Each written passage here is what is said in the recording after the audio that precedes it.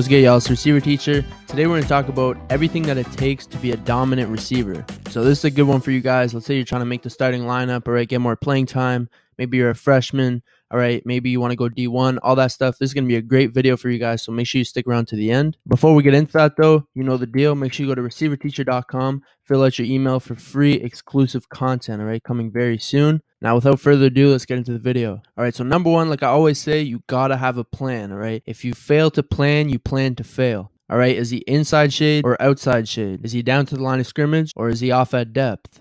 All right, if he's inside shade, all right, he's probably using the sideline as his friend, all right? His help is to the outside. Now, if he's outside shade, all right, his help is probably inside. All right, so with that information, all right, you'll start, being able to plan your release. Let's say he's inside, all right, maybe you give him a stick to the outside so he bites and get back inside, straighten up. All right, so let's say your plan is to take the outside, all right? You're trying to take an outside release, and now this guy's all up in your shit, jamming you up. You got to know how to read and react, all right? If this guy's playing over the top, all right, he's not letting you take the outside, just take the inside, all right?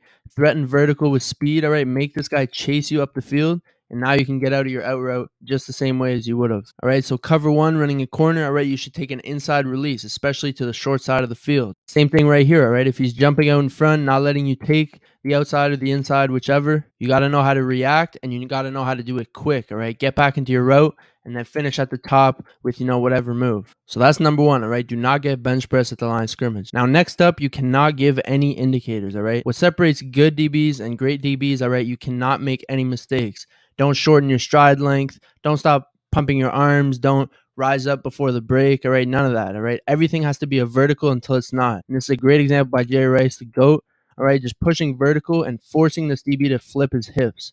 All right, now he's fully committed to running upfield with you because you've been selling vertical. Now, once you try to make this curl break, all right, he's literally facing his own end zone while you're about to break. Same thing right here, pushing vertical. This DB is forced to flip his hips and run, all right, because he's threatened by your speed, all right? You're pushing vertical with no indicators. Now when you break it out, you're wide open. So again, you don't want to give any type of indicators, all right? If we see right here, a bunch of choppy steps, right? Let's look at his feet, all right? Let's look how he rises up right before the break right here. Boom, he's standing super tall, all right? He's reaching his arm out early, all right? Does this look like a vertical to you? Let me know in the comments because it doesn't to me, all right? And it's also important to give no indicators in zone coverage, all right? This is Stefon Diggs running a curl route, wrapping this curl flat defender, all right? Now, once you're going in your stem, you don't want to take choppy strides or be looking inside, telling this guy that you're about to wrap him, all right, and run a curl. Right now, all right, peripherals, it looks like he's just going vertical, all right? So this guy's not concerned, and he's going to follow this tight end going to the flats, all right? So now you're able to wrap this guy as he leaves, all right, and you're wide open. So that brings us to the next point, which is you need to dominate zone coverage.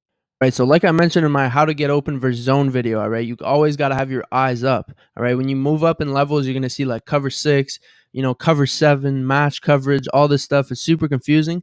But your eyes never lie, all right? So right here, the Texans are running the mesh concept, right? It's 2 crossers. Now, if you're D-hop down here, your eyes should be staring at this guy, right? The guy covering the other crosser, right? So this is your man indicator, all right? If this guy follows the other crosser across the field, then you know it's man coverage, so just keep running. But if this guy, kind of goes and then backs off, then you know it's zone, and you're going to sit right here outside this tackle box. So let's look at the play full speed.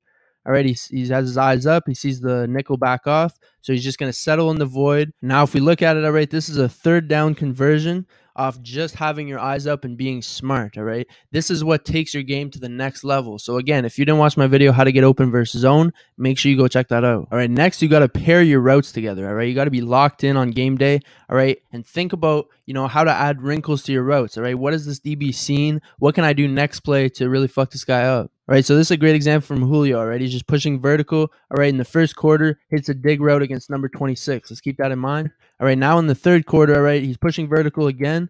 All right, now look how 26 is cheating over the top, all right? He's thinking of that dig route. He doesn't want to get beat again, so he's going to play very aggressive to the inside. And now when Julio breaks it out, all right, this guy's dancing on the floor. Let's say you've been running lots of blaze outs, all right, and now he's just sitting on that out route, all right? He's waiting for you to come back outside. Now use that information on the next play. Let's say you have a dig route, all right, you can fake that blaze out to just freeze him, all right, make him sit on that out again, and now you're wide open on the dig route, all right, catching the ball.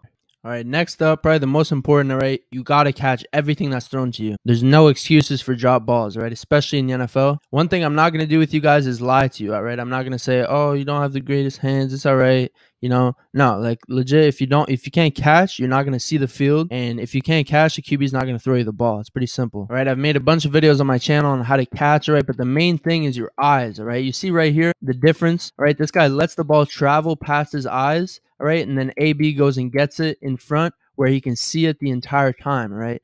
The second you try to, bring it out here, you're going to lose the ball, right? Tracking it into your hands.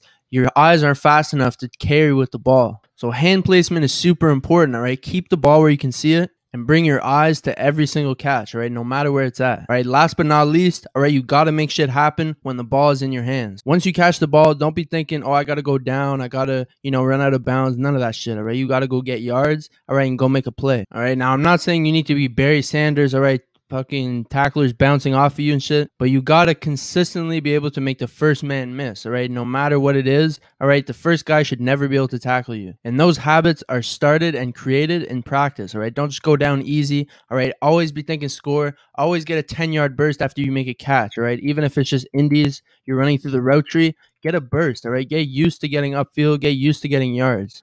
All right, because if you don't do it in practice, you're not going to do it in a game, all right? Practice how you play. And that's really what separates the good receivers and the great ones, all right? Who can make a play once they have the ball? All right, so that's going to be it for the video. I really hope you enjoyed. Make sure you hit the like button if you did. Comment down below what you want to see next. Subscribe if you're new, and I'll see you next video. Peace.